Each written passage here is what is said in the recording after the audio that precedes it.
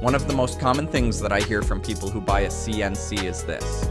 They don't struggle with running the machine. They struggle with knowing what to make. They want to start a small CNC business, but they're staring at a blank page. If that's you, you're not alone, and you're not behind. You're just at the concept stage.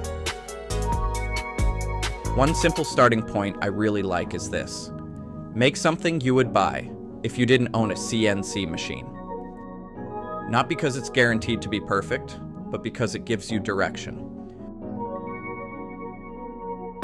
My name is Jeremy, and I am a part of the team here at Simply Technologies. If you're running a CNC and trying to figure out what kind of products to build, I'd love to hear what you're thinking about right now.